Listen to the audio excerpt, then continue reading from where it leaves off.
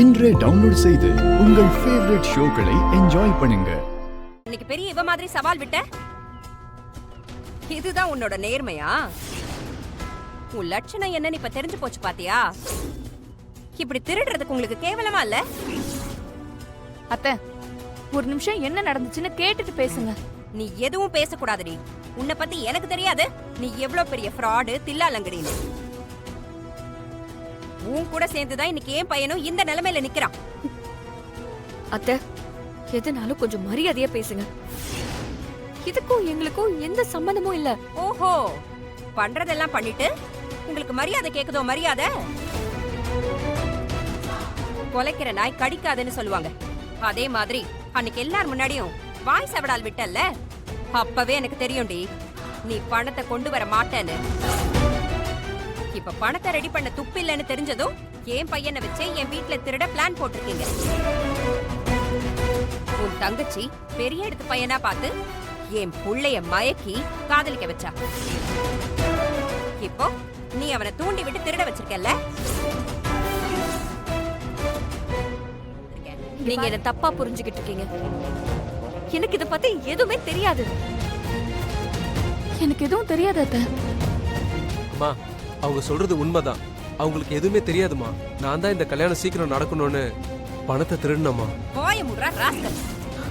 இப்படி கையும் களவுமா மாட்டினதும் அவங்களுக்கு சப்போர்ட் பண்ணிட்டு இருக்கியா? நீ என் புள்ளையா இருந்திருந்தா இப்படி ஒரு காரியத்தை பண்ணிருக்க மாட்டேன். இவதான் என்னமோ பண்ணி என் புள்ளைய மயக்கிட்டா. எங்க போறாங்கன்னு சந்தேகப்பட்டுதான் நான் இங்க வந்தேன். நேரா உங்க வீட்டுக்கு வந்ததும் எனக்கு தெரிஞ்சு போச்சு. அப்புறம் பார்த்தாதான் தெரியுது பணத்தை திருடிட்டு வந்திருக்கான்னு. கொஞ்சமாவது சூடு சொரணை இருக்கிற குடும்பத்துல பிறந்திருந்தா இப்படி ஒரு காரியத்தை பண்ணிருப்பாங்களா? போதும், நாங்க பண்ணாத தப்புக்கு இங்க மேல வீணா பழி போடாதீங்க. கார்த்தி, பாத்தீங்களா நீங்க இது பண்ணதுனால உங்களுக்கு எவ்வளவு பெரிய அசிங்கம், அவமானம்னு. ஏன் இப்படி எங்களை கஷ்டப்படுத்துறீங்க? நாங்க தான் டைம் கேட்டிருக்கோம்ல, அதுக்குள்ள பணத்தை ரெடி பண்ணி தரேன்னு சொல்லிருக்கல. ஏன் அவசரப்படுறீங்க? ஏய், எப்படி தருவ? எப்படி தருவ? இவ்ளோ நாள் டைம் கொடுத்தோம், உன்னால பணத்தை புரட்ட முடியல. இப்ப மட்டும் எப்படி தருவ? என்னமோ பண்ணி உங்க பணத்தை நான் தரேன். என்ன நம்பி தானே டைம் கொடுத்தீங்க.